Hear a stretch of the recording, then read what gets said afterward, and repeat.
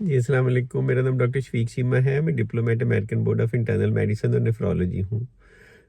आज की वीडियो थोड़ी सी टॉपिक से हट के है, किडनी से रिलेटेड नहीं है, डॉक्टर से रिलेटेड है और जो पाकिस्तान में मेडिकल एजुकेशन है उससे रिलेटेड है।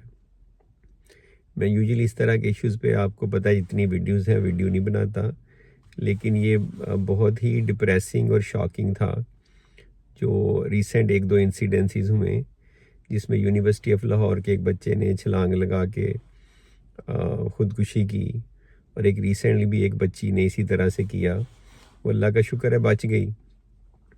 तो मुझे ये था कि आपको इस पे थोड़ा सा डिस्कशन करूं, क्योंकि मैंने पाकिस्तान में पढ़ा है, फिर अमेरिका में ट्रेनिंग ली है, अमेरिका में भी मेडिकल स्टूडेंट से इंटरेक्शन होता है, कि क्या डिफरेंस क्या है और ये जो क्या फैक्टर्स हैं जिनकी वजह से ये जो केसेस हैं ये बढ़ते जा रहे हैं। अभी रिसेंटली 2 केसेस हुए, तो that's kind of very disturbing in a way कि आपको पता है एक मेडिकल स्टूडेंट, फार्मेसी का हो या अलाइड हेल्थ का हो या बीडीएस का हो, वहाँ तक पहुँचने में काफ़ी सालों की मेहनत दरकार होती है। पैसे भी बड़े लगते हैं, पेरेंट्स के बड़े ख्वाब भी होते हैं। तो फिर क्या ऐसी वजह है कि ये बच्चे ये एक इंतहाई कदम उठा लेते हैं? तो उसके बहुत ज़्यादा फैक्टर हैं। एक तो ये कि मेडिकल एजुकेशन, एमबीबीएस में भी ऐसे केसेस पहले हो चुके हैं। हमारा बहुत ज़्यादा, आप समझें कि स्ट्रेसफुल है, रिगरस है, कोर्स बहुत ज़्यादा होता है। बल्कि मेरा ख्याल है वर्ल्ड रिकॉर्ड के तौर पे सबसे ज़्यादा जिस कोर्स में एग्ज़ाम्स होते हैं, टेस्ट होते हैं, प्रोफेशनल एग्ज़ाम होते हैं, वो शायद पाकिस्तान का एमबीबीएस है। इतना ज़्यादा स्ट्रेसफुल है, इतना ज़्यादा रिगरस है कि उसकी कोई और ऐसी एजुकेशन नहीं है। एक तो ये बहुत बड़ा फैक्टर है, उसमें टेंशन होती है, एंग्जाइटी होती है। दूसरा ये कि बच्चों के मेंटल हेल्थ के इश्यूज़ होते हैं, और मेंटल हेल्थ के जितने भी इश्यूज़ हैं उनके लिए कोई प्लेटफॉर्म नहीं है। यानी कॉलेजेस में, स्कूलों में, मेडिकल कॉलेजेस में, यूनिवर्सिटीज़ में अगर आपको डिप्रेशन है, एंग्जाइटी है, कोर्स बहुत ज़्यादा स्ट्रेसफुल है, आपको समझ नहीं आ रही, तो there is no way out. कोई ऐसा फोरम नहीं है उसके अंदर कि जिसमें जाके आप बात कर सकें, वो आपको प्रॉपरली गाइड कर सकें, रेफ़र कर सकें। तो ये बहुत बड़ा एक फैक्टर है, जो कि बाकी कंट्रीज़ में, अमेरिका में तो इवन रेजिडेंसी ट्रेनिंग में भी मेंटल डे होता है। आप किसी दिन भी छुट्टी ले सकते हैं अगर आप ज़्यादा स्ट्रेसफुल हैं, तो उसके बाद आपको हेल्प होती है। मुझे अपने कुछ दोस्तों के इंसिडेंसेस याद हैं कि जब ट्रेनिंग में वो गए तो वो डिप्रेशन में चले गए, क्योंकि पाकिस्तान से पहली दफ़ा गए थे। तो उनके प्रोग्राम डायरेक्टर्स ने उनको हेल्प किया, एजुकेट किया, साइकेट्रिस्ट को दिखाया, मेडिसिन दिलवाई, और फिर उन्होंने सक्सेसफुली अपनी ट्रेनिंग कंप्लीट की। तो ये तो एसेट होते हैं किसी भी मुल्क का, तो ये पाकिस्तान में ऐसा कोई नहीं है। एक और बहुत बड़ा फैक्टर ये कि बड़ी एक्सपेंसिव एजुकेशन है। जिस टाइम पे हमने पढ़ा था एजुकेशन आप समझे कि एसेंशियली फ्री थी, केई वगैरह मेडिकल कॉलेज में। अब बच्चे प्राइवेट इतने ज़्यादा पैसे लगाते हैं, तो जब प्राइवेट बहुत ज़्यादा पैसे लगते हैं तो उसमें आपको वो भी स्ट्रेस होती है कि आपने अपने पेरेंट्स को डिसअपॉइंट नहीं करना, आपने टाइमली कंप्लीट करना है, और उसके बाद आपने आगे कुछ करना है, कुछ बनना है। चौथा फैक्टर ये कि एमबीबीएस करके जॉब्स तो हैं ही नहीं।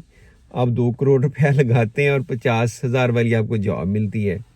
तो ये बहुत बड़ा फैक्टर है। ये ब्रेन ड्रेन इसी वजह से होता है, बच्चे बाहर जाते हैं। अब उन पे एक एडिड स्ट्रेस है कि पहले ये होता था कि एमबीबीएस करना है, आप उसके बाद प्रैक्टिस करेंगे, जॉब मिल जाएगी। अब उसके बाद आपने एफसीपीएस करना है, प्लैब करना है, यूएसएमएल करना है, बाहर जाना है। तो ये एक बहुत बड़ा फैक्टर है कि जिससे आई कांट टेल यू कि बच्चों पे कितनी टेंशन इसकी वजह से होती होगी, कि एमबीबीएस करके भी they are not done there, अभी आगे और बहुत कुछ करना है। इसके अलावा और बड़े सोशल फैक्टर बड़े हैं। सबका ख्याल है कि डॉक्टरी ही एक है, डॉक्टर ही ज़्यादा प्रेस्टीजियस है, लड़कियां ऐसे ही डॉक्टर बनी जाती हैं चाहे प्रैक्टिस करनी हो ना करनी हो, और इतने ज़्यादा प्रोफेशन है उसकी तरफ आपका ख्याल ही नहीं जाता। आप इसी में लगे रहते हैं कि आपने एमबीबीएस ही करना है, और यही आपने, जैसे यही आपका जो है ना वो एंड ऑफ लाइफ है, अगर नहीं करेंगे तो पता नहीं क्या हो जाएगा। तो ये भी एक बहुत बड़ा फैक्टर है जिससे खामखा स्ट्रेस, एंग्जाइटी ऐड होती है। फाइनेंशियल आगे बढ़ना, मुल्क से बाहर जाना एक एक्स्ट्रा स्ट्रेस है। तो इसमें होना ये चाहिए कि स्कूलों में एक पूरा जो है ना काउंसलिंग का डिपार्टमेंट होना चाहिए, उनकी एफिलिएशन होनी चाहिए किसी अच्छे साइकेट्रिस्ट के साथ, बच्चों को गाइड करना चाहिए, फैकल्टी की ट्रेनिंग होनी चाहिए, जो हमारे टीचर्स हैं उस्ताद हैं। पिछले दिनों में एक वीडियो सर्कुलेट की थी, पता नहीं किस जगह पे, केई में कहाँ पे था, उसने बच्चे की शायद पिटाई कर दी और ये बात ही नहीं सुनते। यानी अमेरिका वगैरह में एटीट्यूड ये होता है कि आप क्वेश्चन करते हैं तो आपको इनकरेज किया जाता है, यहाँ डिस्करेज किया जाता है। यहाँ पे जैसे इस बच्चे का, ये एक दो और बच्चों का ये हुआ था कि उनको क्लास में दाखिल नहीं, यानी कि एंटर नहीं होने दिया गया। बच्चे पे समझिए कि उसने पेरेंट्स के इतने पैसे लगाए, उस पर प्रेशर है, अगर उसकी अटेंडेंस कम हो रही है तो कोई ना कोई तरीका होना चाहिए, काउंसलिंग होनी चाहिए, कोई रेमीडियल क्लासेस होनी चाहिए। There could be so many ways. और जिन बच्चों में कोई इशू आइडेंटिफाई है उनको प्रॉपर अंडर साइकेट्रिस्ट ट्रीटमेंट रखना चाहिए। सबसे इम्पॉर्टेंट ये कि ये सिस्टम का फेलियर है, ये कॉलेजेस और यूनिवर्सिटी का फेलियर है। बाकी तो बहुत बड़े बड़े फैक्टर्स हैं कि मुल्क में जो इकोनॉमिकल हालात हैं, जॉब्स नहीं हैं, ये तो एक अलहदा से स्टोरी है। लेकिन इंस्टीट्यूशन लेवल पे इसका कुछ ना कुछ होना चाहिए। आपके पास आपको फैकल्टी, जो आपकी टीचर्स हैं, प्रोफेसर्स हैं, उनकी ट्रेनिंग करें, उन्हें बताएं कि डील कैसे करना है, एथिक्स क्या होते हैं, प्रोफेशनलिज्म क्या होता है, किस तरह से आपने आगे जाके बच्चों को गाइड करना है, टीच करना है, ट्रेन करना है, उनको समझाना है, उनकी बात सुननी है। कोई अटेंडेंस थोड़ी कम हो जाना, एग्ज़ाम में फ़ेल हो जाना is not end of it. ज़िंदगी बड़ी खूबसूरत है, आप क्यों गुनाह कमाते हैं?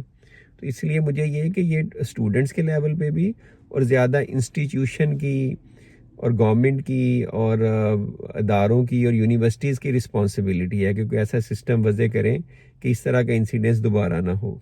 तो उम्मीद है आपको ये पसंद आएगी। वैसे टॉपिक से हट के, it's not related to nephrology, लेकिन यही डॉक्टर हैं, कल को डॉक्टरी करते हैं, एमबीबीएस करते हैं, नेफ्रोलॉजिस्ट बनते हैं, तो मुझे उसकी भी फ़िक्र है कि स्पेशलाइजेशन में बच्चे कम जाएंगे, फ़िक्र में, डर में, खौफ में। तो I hope you like it. Thank you.